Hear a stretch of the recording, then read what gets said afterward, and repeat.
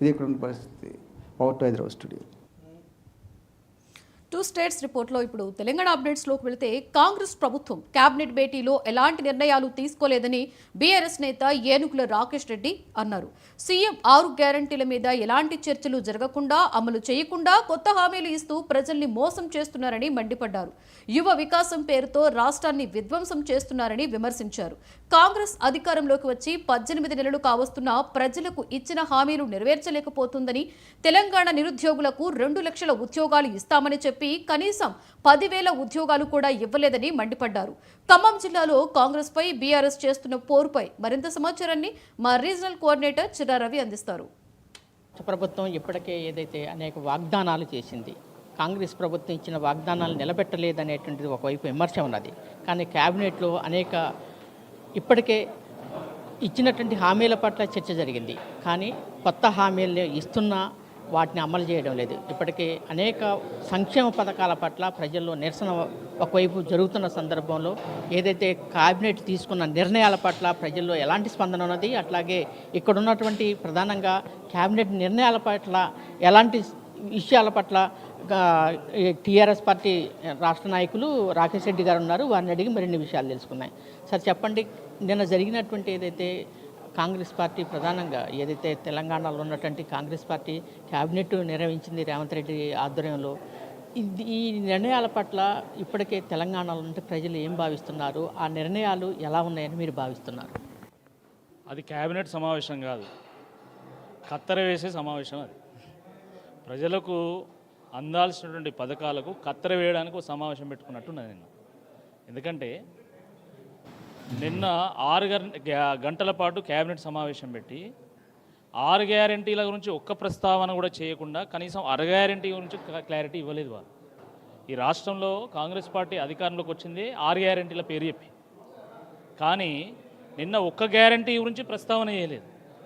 పోనీ కనీసము ఈ రాష్ట్ర యువత, ఈ రాష్ట్రం యొక్క భవిష్యత్తు, వాళ్ళ గురించి ఏమైనా ఒక్క ప్రస్తావన చేసిందా అంటే అది లేదు. ఏడాదికి 2 లక్షల ఉద్యోగాలు ఇస్తామని చెప్పి హామీ ఇచ్చి గద్దెనెక్కినటువంటి కాంగ్రెస్ పార్టీ నిన్న కేబినెట్ సమావేశంలో కనీసం ఒక ఉద్యోగ నోటిఫికేషన్ గురించి కూడా ప్రస్తావన చేయలే.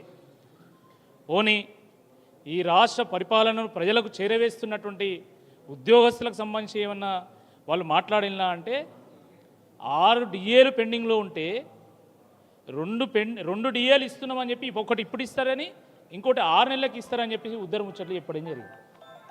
అంటే 6 నెలలకు ఒకసారి పాలన, 6 నెలల మధ్యలో ఏం పాలన ఉండదు. ఈ రకమైనటువంటి ఒక వైఖరిని ఈరోజు ప్రజలు హర్షించడం లేదు. చాలా దురదృష్టకరం. 7 ఏడాదిన్నర అయిపోయింది, ఇప్పటివరకు కనీసము ఒక్క పథకం కూడా ఈ రాష్ట్రంలో సరిగ్గా అమలు చేయడం లేదు. పాత పథకాలు పోయినాయి, కొత్త పథకాలు ఏదో పేరు చెప్తున్నారో వాటి గురించి కూడా మళ్ళీ ఏం. ఇప్పటికే ఏదైతే ప్రధానంగా ఏదైతే ఇందిరమ్మ ఇండ్లు అంటుంది, యువ వికాసం అంటుంది, ఈ పాత ఈ నెరవేర్చకపోగా కొత్త పథకాలు ప్రవేశపెడుతుంది, దీని పట్ల మీ స్పందన ఏంటి?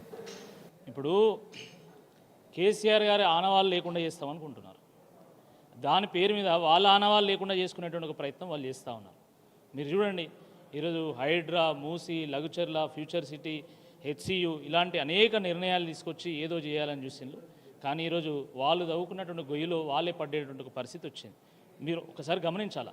రాజీవ్ యువ వికాసం దాని పేరు మీద గత 3 వారాల నుంచి ఎంతో హడావిడి సృష్టించింది ఊర్లలో. యువతలో ఎన్నో ఆశలు రేపింది. జూన్ 2వ తారీఖు రోజు డైరెక్ట్గా వాళ్ళకి చెక్కులు పంచుతారని చర్చ జరిగింది. కనీసం నిన్న కేబినెట్ సమావేశంలో అయినా అది ఎప్పుడు అమలు చేస్తారో చెప్తారేమో అని చెప్పేసి అందరూ ఎదురు చూసింది. కానీ ఏం జరిగింది? రాజీవ్ వికాసమా లేకపోతే ఇది విధ్వంసమా, అసలు ఉంటుందా పోతుందా అనే అనుమానం నెలకొనే విధంగా వాళ్ళ ప్రవర్తన ఉన్నది. మీడియాలో కథనాలు వస్తున్నాయి.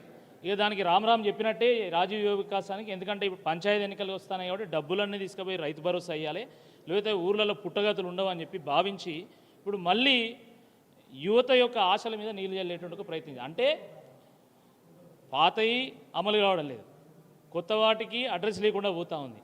ఈ రకమైనటువంటి సందిగ్ధ అవస్థలో ఈరోజు రాష్ట్ర ప్రభుత్వం ఉండడం చాలా దురదృష్టకరం. ఏదైతే రాష్ట్ర ప్రభుత్వం నిర్ణయాలు ఒక రకంగా ప్రజల్ని మోసం చేసేవిగా ఉన్నాయి. ఇప్పటికే ఇచ్చినటువంటి పథకాలు ఇవి కూడా అమలు కావడం లేదు. రాష్ట్ర ప్రభుత్వం తీసుకున్న నిర్ణయాలు ప్రజలకు ఆమోదయోగ్యంగా లేవని చెప్పేసి రాకేష్ రెడ్డి గారు చెప్తున్నారు. కెమెరామెన్ సుధాకర్తో చెర్రా రవి, 1990.